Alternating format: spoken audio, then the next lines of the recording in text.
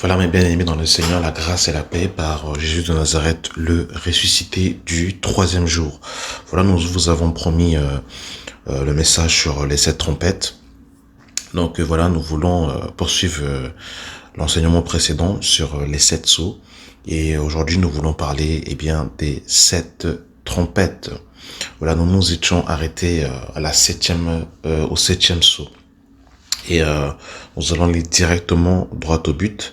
Et ce qui est très intéressant, mes bien-aimés, c'est que vous allez vous apercevoir que dans les trompettes, il y a des sceaux, il y a des fléaux, qu'il y a eu en Égypte lorsque Dieu a suscité Moïse pour aller libérer les enfants d'Israël.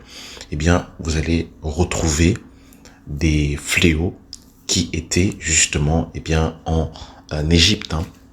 Donc, nous nous étions arrêtés, mes bien-aimés dans le Seigneur, à l'ouverture du septième sceau.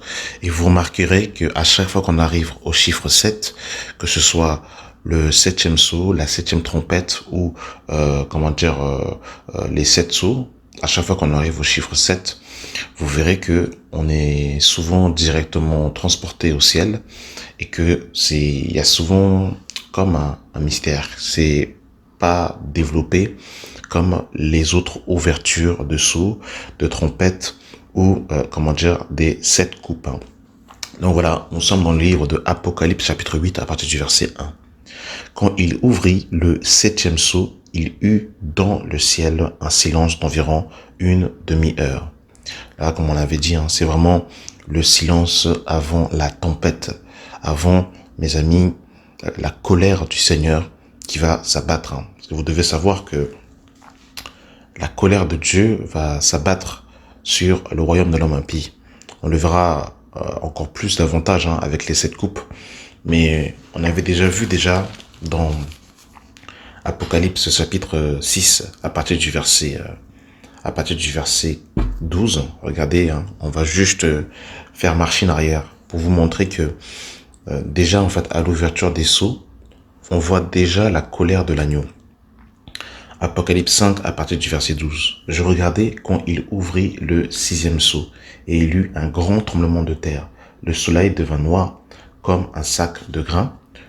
La lune entière devint comme du sang et les étoiles du ciel tombèrent sur la terre comme lorsqu'un figuier secoué par le vent violent jette ses figues vertes. Le ciel se retira comme un livre qu'on roule et toutes les montagnes et les îles furent remuées de leur place. Les rois de la terre, les grands et les chefs militaires, les riches, les puissants, les esclaves et les hommes libres se cachèrent dans les cavernes et dans les rochers des montagnes. Ils disaient aux montagnes et aux rochers, tombez sur nous et cachez-nous devant la face de celui qui est assis sur le trône et devant la colère de l'agneau, car le grand jour de sa colère est venu, qui peut subsister. Donc vous avez vu mes amis que la colère de l'agneau ne commence pas seulement quand les sept coupes sont déversées, mais vous verrez carrément que là en fait à l'ouverture du sixième sceau, les habitants qui sont sur la terre comprennent que la colère de l'agneau avait déjà commencé déjà même à l'ouverture des sceaux. Et à la fin de l'ouverture justement, dès que nous ouvrons le septième sceau, donc nous revenons dans Apocalypse 8 à partir du verset 1, quand il ouvrit le septième sceau, il eut dans le ciel un silence d'environ une demi-heure. Et je vis 7 anges qui se tiennent devant Dieu et 7 trompettes leur fut donnée. Alors là, ce qui est intéressant au verset 2, c'est qu'on nous dit, et je vis 7 anges qui se tiennent devant Dieu et 7 trompettes leur fut donnée. Alors ce qui est intéressant, c'est qu'on peut déjà identifier au moins un ange qui était devant le Seigneur. Et cet ange, la réponse est dans le livre, dans le livre de Luc chapitre 1 à partir du verset 19. Il est écrit, je suis Gabriel, je me tiens devant Dieu et j'ai été envoyé pour te parler et pour t'annoncer cette bonne nouvelle. Donc, dans les 7 anges qui se tiennent devant Dieu, il y a Gabriel qui lui aussi aura une trompette justement. Donc, allons, les bien-aimés, dans le vif du sujet. Donc, Apocalypse 8 à partir du verset 7. Le premier sonna de la trompette, et il eut de la grêle, et du feu, de sang qui furent jetés sur la terre, et le tiers des arbres fut brûlé, et toute herbe verte fut brûlée. Donc là, mes amis, à l'ouverture, enfin à la première trompette, mes amis, on sent vraiment des jugements. À la première trompette, là, ce que nous voyons, eh bien, nous voyons qu'il y a de la grêle et du feu mêlés, de sang qui furent jetés sur la terre, et le tiers des arbres furent brûlés, et toute herbe verte furent brûlées. Vous vous rendez compte, mes amis? Donc là, en fait, mes amis, en fait, il y a un tiers, en fait, des arbres de ce monde qui vont brûler. C'est quand même incroyable. Hein.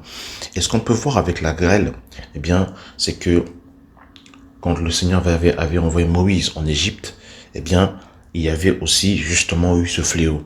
Et nous retrouvons cet épisode dans le livre de Exode, chapitre 9, à partir du verset 22 à 26. Hein.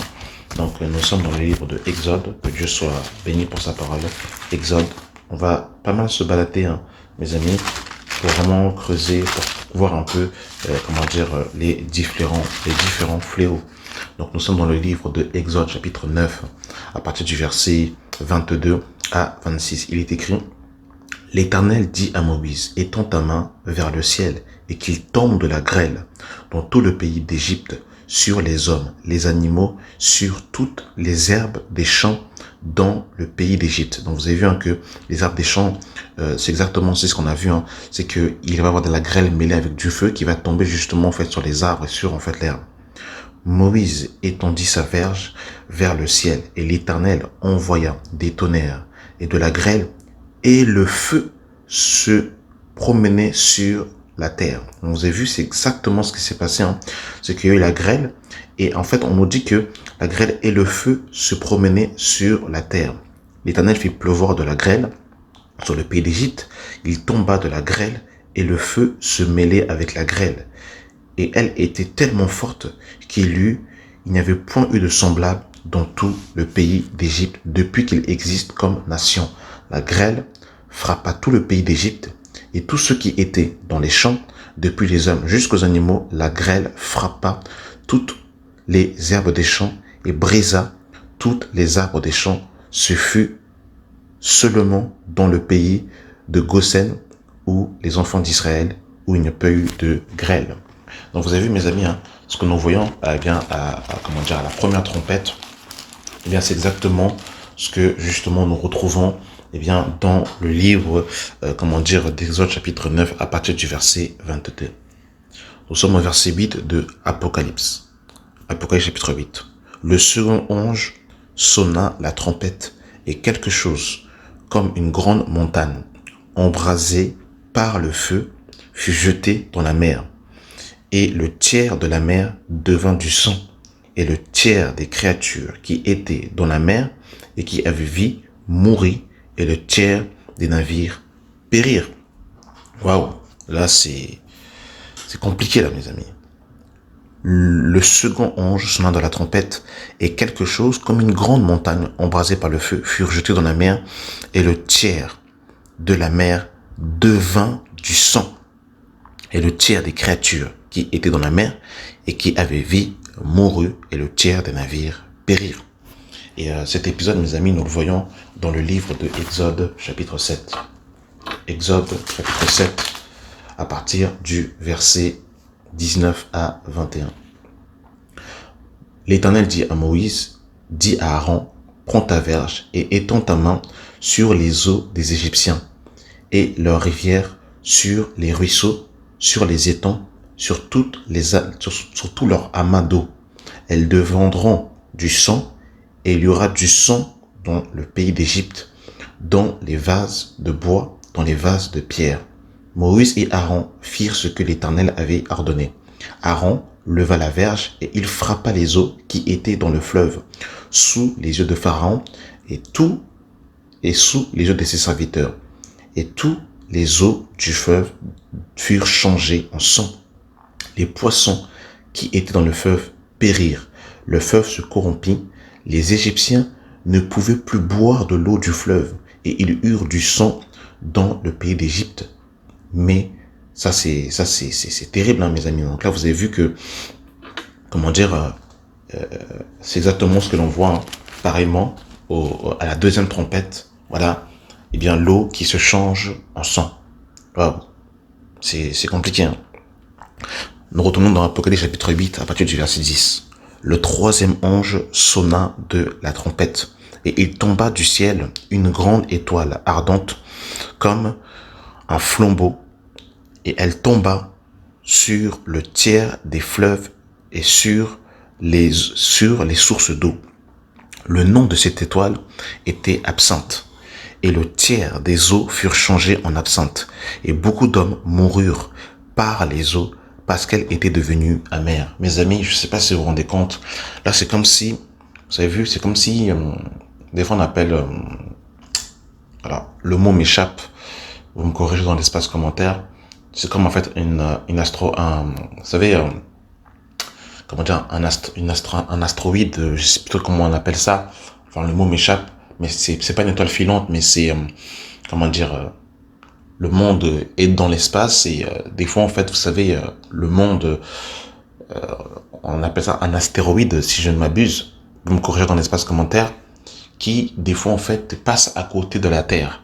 Et là justement en fait eh bien au troisième trompette, c'est comme si le Seigneur va comme retirer la protection de la Terre, et là il y aura justement en fait comment dire, une grande étoile ardente comme un flambeau, et elle tomba sur le tiers des fleuves et sur les sources d'eau.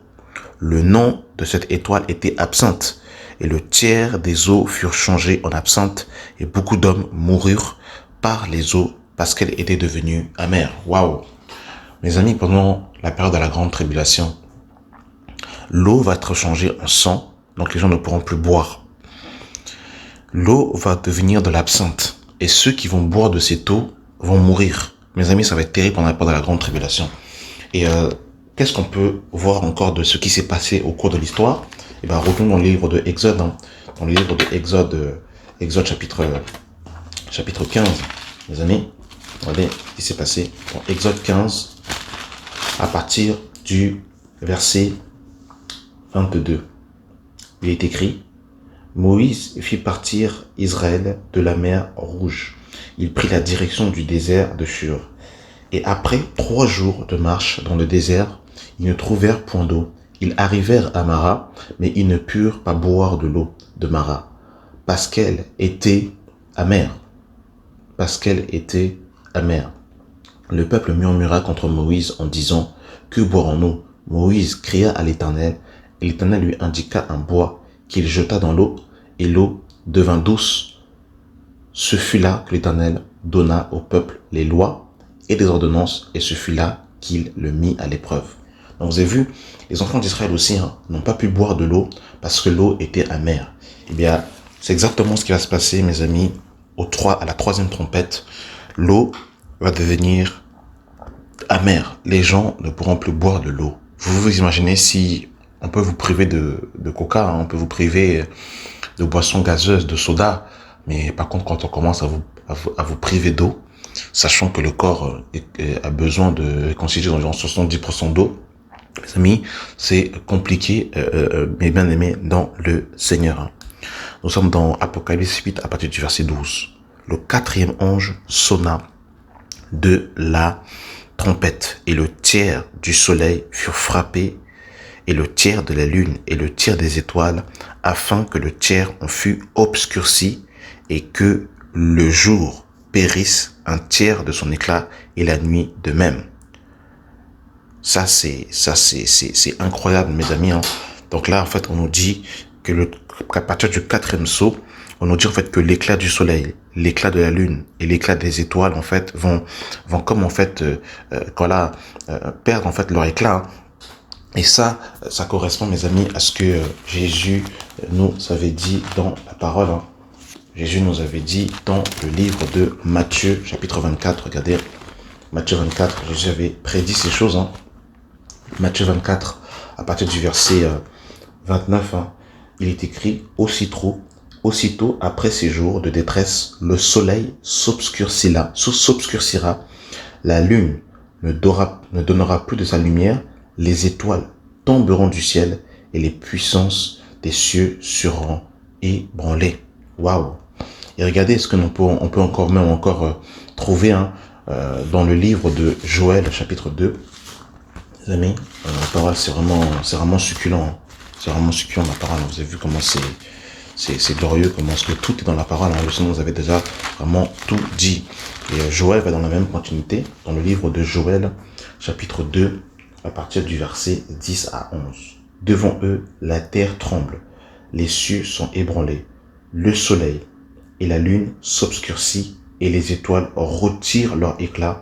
L'Éternel fait entendre sa voix devant son armée, car son chant est immense et l'exécuteur de sa parole est puissant, car le jour de l'Éternel est grand, il est terrible, qui pourra le soutenir? Waouh!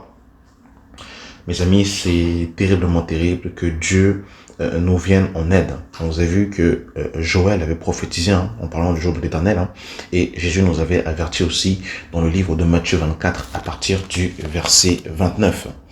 Et là, mes amis, nous allons entrer, dans dans la cinquième trompette. Les quatre premières trompettes, ont eu une conséquence, directement sur la terre et sur la mer. Mais par contre, à partir de la cinquième trompette, là, ce sont des fléaux qui vont directement toucher les hommes. Et là, ça va être terrible. Et le quatrième ange qui va sonner sa trompette, regardez ce qu'il dira à partir du verset 13. Je regardais et j'entendis un ange qui volait par le milieu du ciel en disant d'une voix forte, malheur, malheur, malheur aux habitants de la terre à cause des autres sons de la trompette des trois anges qui vont sonner. Donc là, en fait, il y a un ange qui va avertir et qui va dire en gros, là, les trois prochaines trompettes qui vont arriver, ça va être chaud. Parce que vous devez comprendre en fait que à partir de la cinquième trompette, là, ces trompettes vont toucher directement les hommes. Et ces trompettes seront suivies d'un malheur. Donc là, mes amis, à partir de la cinquième trompette, effectivement, déjà les quatre premières trompettes que nous avons vues déjà, c'était déjà assez intense déjà, avec la grêle qui va brûler justement en fait un tiers des arbres. On l'a vu encore avec dans la deuxième trompette avec le son. On a vu la troisième trompette, on a vu que l'eau qui est devenue amère, et dans la quatrième trompette, on a vu que le soleil, la lune et les étoiles ont perdu leur éclat. Et regardez mes amis, nous sommes justement à la cinquième trompette. Donc nous sommes dans l'Apocalypse chapitre 9 à partir du verset 1.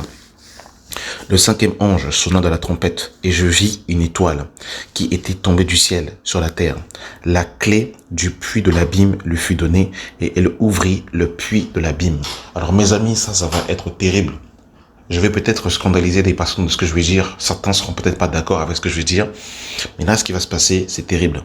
On nous dit, le cinquième ange sonna de la trompette et je vis une étoile qui était tombée du ciel sur la terre. La clé du puits de l'abîme lui fut donnée et elle ouvrit le puits de l'abîme.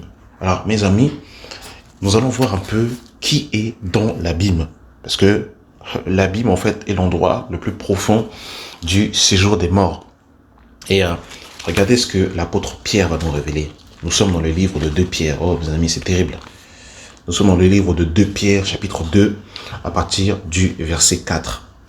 Car si Dieu n'a pas épargné les anges qui ont péché, mais s'il les a précipités dans l'abîme des ténèbres et les réserve pour le jugement. Mes amis, écoutez très bien. Ces anges qui ont été enfermés dans l'abîme, vous devez savoir que lorsque Satan a été précipité, Satan a été précipité avec un tiers des étoiles. Donc quand on parle des étoiles, ça dépend du contexte dont il est écrit. Des fois les étoiles nous font écho véritablement aux étoiles du ciel, mais des fois les étoiles nous font aussi référence aux démons.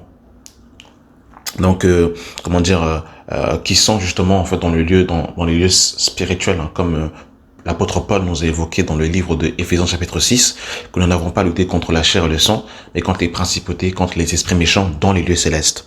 Donc là, mes amis, ici, comme je disais, en fait, vous avez des anges qui justement, ont été précipités avec Satan lors de sa chute. Et vous avez des anges aussi qui ont abandonné leur demeure. Ça, c'est ce qui est écrit dans le livre de Apocalypse chapitre 6. Les anges qui ont abandonné leur demeure ne sont pas les mêmes anges qui ont été précipités avec le diable quand il a été jeté à terre. Les anges qui ont quitté leur demeure, ça, ce sont d'autres anges qui ont quitté leur demeure pour aller justement s'accoupler avec des femmes, que nous lisons dans le livre de Genèse chapitre 6. Et c'est exactement ces anges-là dont il est question ici, dans le livre de 2 Pierre chapitre 2 à partir du verset 4. Car si Dieu n'a pas épargné les anges qui ont péché, mais s'il les a précipités dans les abîmes des ténèbres et les réserve pour le jugement. Donc là, mes amis, ce sont les anges justement qui se sont livrés, à des passions, infâmes, hein, et qui se sont justement donnés avec des femmes, et c'est eux que le Seigneur justement a jeté dans l'abîme. Et là, dans Apocalypse chapitre 9 à partir du verset 1, le cinquième ange sonna la trompette et je vis une étoile qui était tombée du ciel sur la terre. La clé du puits de l'abîme lui fut donnée et elle ouvrit le puits de l'abîme. Mes amis, c'est terrible. Donc, c'est ces anges-là qui sont descendus avec des femmes. Eh bien, Dieu les a enfermés dans l'abîme et il les a enchaînés pour le jour du jugement. Et là, mes amis, il faut comprendre en fait que nous sommes en fait justement dans la colère de Dieu. En fait, les trompettes, en fait, c'est la continuité de la colère de Dieu qui s'abat sur la terre. Et là, mes amis, ces anges qui avaient été emprisonnés jusqu'au temps de Noé vont être libérés, pendant la grande tribulation. Je ne sais pas si vous vous rendez compte comment ça va être terrible. Là, il y aura en fait des puissances démoniaques qui vont être libérées, mes amis. Ça va être terriblement terrible. Et on nous dit, et elle monta du puits du fumée comme la fumée d'une grande fournaise. Et le soleil et l'air furent obscurcis par la fumée du puits. Et de la fumée sortirent des sauterelles qui se répandirent sur la terre. Et il leur fut donné un pouvoir comme le pouvoir qu'ont les scorpions de la terre. Il leur fut dit de ne point faire de mal à l'herbe et à la mer, ni à aucune verdure, ni à aucun arbre, mais seulement aux hommes qui n'avaient pas le sceau de Dieu sur le front. Oh Seigneur, sauve-nous. Donc là, mes amis, parce que ce qu'il faut comprendre, c'est que Dieu va marquer du sceau. Par exemple, on voit par exemple que les 144 000 vont être marqués du sceau de Dieu. On le voit par exemple dans le livre de Apocalypse chapitre 14, ceux qui sont marqués du sceau de Dieu. Et on voit encore que ceux qui vont entendre l'évangile pendant la grande tribulation et qui l'accepteront, parce qu'on voit que le Seigneur va susciter des anges. Dans le livre de Apocalypse chapitre 14, il y a deux anges un qui va annoncer l'évangile éternel et un autre qui dira de ne pas adorer, de ne pas recevoir la marque de la bête sur le front. Et le Seigneur va aussi susciter les deux témoins qui vont justement faire un travail dans la ville de Jérusalem, principalement pendant 1260 jours, pendant 42 mois, littéralement pendant 3 ans et demi, où ils vont justement susciter un grand réveil en Israël, et ça va aussi justement provoquer en fait le réveil aussi des 144 000. Voilà, c'était juste une petite parenthèse. Le verset 5, il leur fut donné non de les tuer, mais de les tourmenter pendant 5 mois. Je ne sais pas si vous vous rendez compte comment c'est terrible. Et le tourment qu'elle causait était comme le tourment que causent les scorpions quand ils piquent un homme en ce jour-là. Les hommes chercheront la mort et ils ne la trouveront pas. Je ne sais pas si vous vous rendez compte comment ça va être terrible. C'est pour ça, vous qui ne voulez pas donner votre vie à Jésus, vous qui aimez les évangiles frauduleux, vous qui aimez en fait la terre, mes amis, ça va être terrible ce jour. Ça va être terrible. En ce jour-là, les hommes chercheront la mort et ils ne la trouveront pas. Ils désireront de la mort et la mort fuira devant eux. Waouh, vous imaginez? Aujourd'hui, il y a des gens qui se suicident. Mais là, ils vont chercher la mort. Et là, on nous dit que la mort va s'enfuir devant eux. Oh, je n'aimerais pas être là ce jour-là. Ça va être terrible. Ces sauterelles ressemblent à des chevaux préparés pour le combat. Et ils avaient sur leur tête comme des couronnes semblables à de l'or. Et leurs visages étaient comme des visages d'hommes. Elles avaient des cheveux comme des cheveux de femmes et leurs dents étaient comme des dents de lion. Elles avaient des cuirasses comme des cuirasses de fer. Et le bruit de leurs ailes était comme le bruit de chars à plusieurs chevaux qui courent au combat. Elles avaient des queues semblables à des scorpions et des aiguillons à ceux dans leur queue, qu'était le pouvoir de faire le mal aux hommes pendant 5 mois. Elle avait sur elle comme roi l'ange de l'abîme nommé en hébreu Abaddon, en grec Apollyon. Le premier malheur est passé, voici il vient encore 2 malheurs après cela. Donc vous avez vu, hein, ça c'est terrible ça, les sauterelles. Et bien évidemment quand on décrit qu'elles ont en fait des cheveux comme une femme, etc., c'est une image, hein. C'est pas, elles auront pas, ces sauterelles n'auront pas de cheveux, mais c'est vraiment en fait pour imager. C'est comme quand on dit tu es beau comme un camion par exemple. Voilà. Donc ça va être terrible mes amis. Ces sauterelles vont manger les hommes. Et regardez, hein, comment dire, par rapport aux sauterelles, nous retrouvons cet épisode dans le livre de Exode chapitre 12. Ô Seigneur, sauve-nous. Ça va vraiment être terrible, mes amis. Nous sommes dans le livre de Exode chapitre 12. Exode chapitre 10, pardon. Exode 10, à partir du verset 12 à 15. L'Éternel dit à Moïse, étends ta main sur le pays d'Égypte et que les sauterelles montent sur le pays d'Égypte, qu'elles dévorent toutes les herbes de la terre et que la grêle a laissé. Moïse étendit sa verge sur le pays d'Égypte et l'Éternel fit souffler un vent d'Orient sur le pays toute la journée et toute la nuit. Quand ce fut le matin, le vent d'Orient avait emporté les sauterelles. Les sauterelles montèrent sur le pays d'Égypte et se posèrent dans tous les étangs d'Égypte. Elle était en grande quantité qu'il n'y avait jamais eu et qu'il n'y en aura jamais rien de semblable. Elle couvrait la surface de toute la terre et toute la terre fut obscurcie. Elles dévorèrent toutes les herbes de la terre et tous les fruits de la mer, tout ce que la grêle avait laissé, et il ne resta aucune verdure, aucun arbre, ni à l'herbe des champs dans tout le pays d'Égypte. Waouh! Alors là, c'est les sauterelles qu'il y a eu au temps de Moïse. Ces sauterelles, elles avaient le pouvoir de manger les herbes. Mais là, dans la 5e trompette, ces sauterelles auront le pouvoir, mes amis, de pouvoir manger les hommes pendant 5 mois. Ça c'est grave ça. Et ils vont chercher la mort et ils ne la trouveront pas. La mort va fuir devant eux. Vous vous rendez compte comment ça va être terrible? Et quand en fait, ce qui est intéressant, c'est que quand on regarde les fléaux de Dieu, on voit que Dieu s'appuie sur la nature. Dieu s'appuie justement sur les animaux. Donc, par exemple, le coronavirus, qui est, comment dire, en fait, quelque chose de chimique, n'a rien à voir, en fait, ne ressemble pas, en fait, au coup de la colère de Dieu. Quand vous lisez en fait tous les livres de l'Apocalypse, même depuis le livre de la Genèse, regardez, vous verrez comment en fait la colère de Dieu agit et vous verrez que Dieu va beaucoup en fait utiliser sa propre nature et les animaux qu'il aura créés. En fait, il utilise la nature pour se déchaîner. Contrairement à ce que nous voyons avec le coronavirus, qui est comme en fait un produit biologique qui est jeté, comment dire, dans la nature ou qui s'est échappé, comment dire, d'une usine. Donc voilà, waouh, c'est vraiment terrible. Que le Seigneur nous aide véritablement, ça va véritablement être terrible. Hein. Donc voilà, nous sommes dans le livre de Apocalypse chapitre 9 à partir du verset 13. Waouh. Le 6e ange sonna de la trompette et j'entendis une voix venant des 4 cornes de l'autel d'or qui était devant Dieu en disant au 6e ange qui avait la trompette, délie les 4 anges qui sont liés sur le grand fleuve, l'Euphrate. Et les 4 anges qui étaient prêts pour l'heure, le jour, le mois et l'année furent déliés afin qu'ils tuât regardez, hein, afin qu'ils tuèrent le tiers des hommes. Alors on va juste s'arrêter ici. Là on nous parle justement en fait de 4 anges qui sont justement sur le fleuve l'Euphrate. Alors ce que vous devez comprendre, mes amis dans le Seigneur, c'est que le jardin d'Éden était situé en Orient, donc on le voit dans le livre de Genèse chapitre 2 à partir du verset 8. Hein.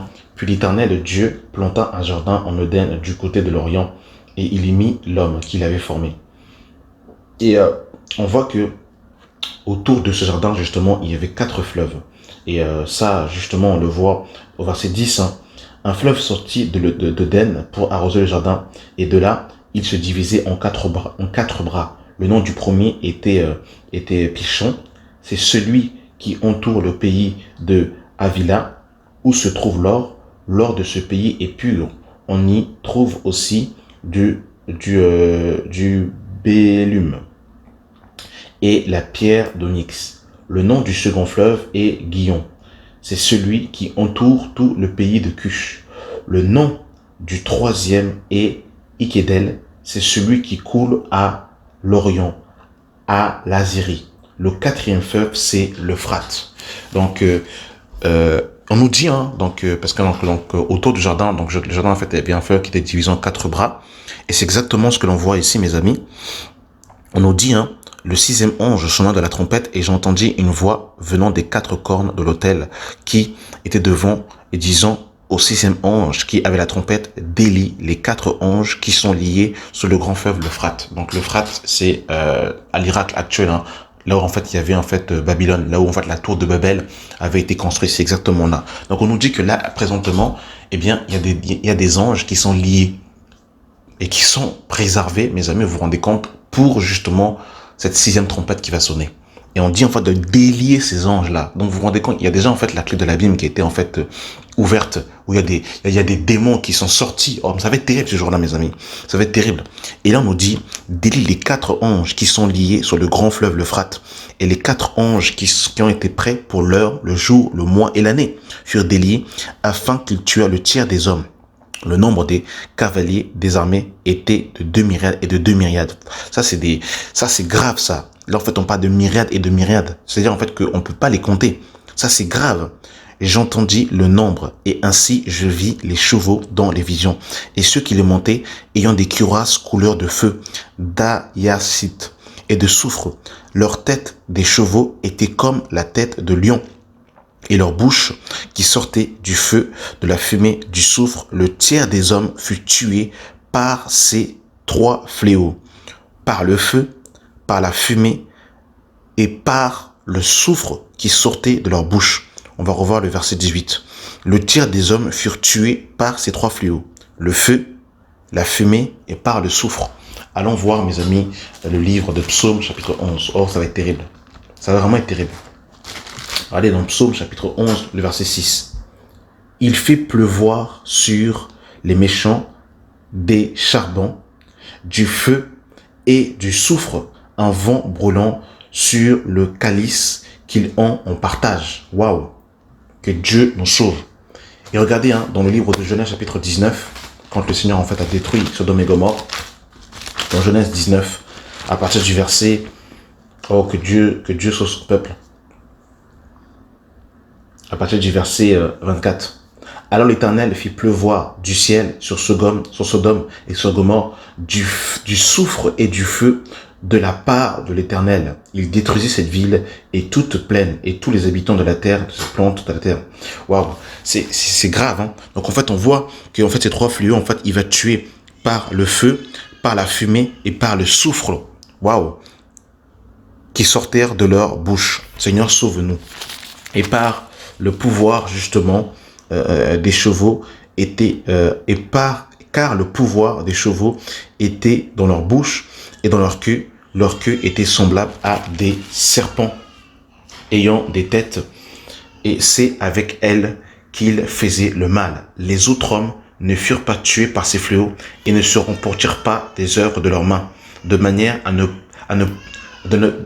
point adorer les démons et les idoles d'or, d'airain, de pierre, de bois, qui ne peuvent ni voir, ni entendre, ni marcher, et ils ne se repentirent pas, de leur meurtre, ni de leur enchantement, ni de leur impudicité, ni de leur vol. Et c'est ce qui est terrible, en fait, c'est que ces hommes ne vont pas se repentir. Vous savez, quand on arrive, en fait, au point de non-retour, eh bien, on ne peut plus se repentir. Là, c'est l'esprit d'égarement, et c'est exactement ce que la parole de Dieu nous dira dans le livre de 2 Thessaloniciens, chapitre 2, que Dieu enverra un esprit d'égarement pour ceux qui n'ont pas reçu l'amour de la vérité. C'est terriblement terrible, mes amis. Waouh! Que Dieu sauve son peuple.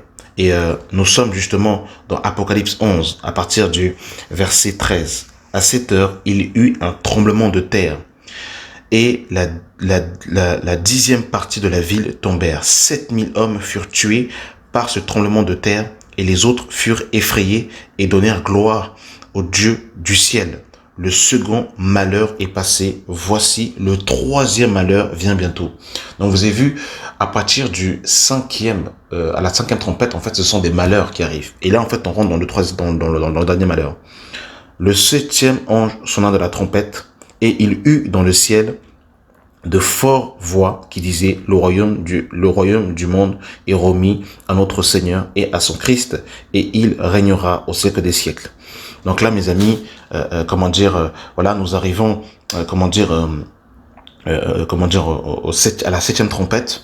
Et comme je l'ai dit précédemment, quand vous regardez, à chaque fois qu'on arrive au chiffre 7, que ce soit le septième sceau, il y a un silence d'une demi-heure, donc on arrive au ciel. Et là, apparemment, quand on arrive à la septième trompette, donc le septième ange de la trompette, et il eut dans le ciel des fortes voix qui disaient le royaume du monde est remis à notre Seigneur et à son Christ, et il régnera au siècle des siècles. Et les 24 vieillards qui étaient assis devant le trône qui étaient assis devant Dieu et leur trône se prosternèrent sur leur face, et ils adorèrent Dieu en disant: nous te rendons grâce, Seigneur Dieu Tout-Puissant, qui était, qui est et qui sera, de ce que tu as saisi ta grande puissance et pris possession de ton règne. Les nations se sont héritées de ta colère est venue, et le temps est venu pour juger les morts et de récompenser tes serviteurs, les prophètes, les saints, et ceux qui craignent ton nom, les petits et les grands, et de détruire ceux qui détruisent la terre. Et le temple de Dieu dans le ciel fut ouvert, et l'arche de l'alliance apparut dans son temple. Il eut des éclairs, des voix de tonnerre, un tremblement de terre et une grande grêle. Waouh! Donc là, mes amis, nous sommes à la septième trompette. Et après la septième trompette, mes amis, nous parlerons des 7 coupes qui vont s'abattre sur la terre. Waouh! Il faut comprendre en fait que ce soit les sceaux, que ce soit en fait les trompettes, que ce soit les 7 coupes, elles s'abattent justement sur le royaume de l'homme impie. Ça, c'est vraiment pendant la grande tribulation où on voit justement qu'il y en a qui seront marqués du sceau de Dieu, et on voit que d'autres en fait auront déjà accepté le gouvernement de la bête. C'est terriblement terrible. Donc j'aimerais, mes bien-aimés, encore faire ce message pour interpeller les personnes où on leur a prêché l'évangile, où ils ont remis à demain leur repentance, où ils ont remis à demain le fait d'accepter le Seigneur. J'aimerais vous dire que le monde va vivre des moments difficiles. Les moments difficiles que le monde va connaître, il ne l'aura jamais connu. Jésus va le dire dans le livre de Matthieu chapitre 24, dans Matthieu 24, à partir du verset 21. Alors la détresse sera si grande qu'il n'y en a point eu de pareil depuis le commencement du monde jusqu'à présent, et qu'il n'y en aura jamais. Et si ces jours n'étaient abrégés, personne ne serait sauvé, mais à cause des élus, ces jours seront abrégés. Donc vous avez vu, mes amis, les moments que le monde va connaître seront des moments calamiteux, des moments terribles que le monde n'a jamais connus. Donc, il est temps d'accepter le Seigneur. Il est temps de se repentir. Il est temps d'examiner sa vie. Il est temps de se tourner vers Dieu, parce que le monde va connaître des moments terribles.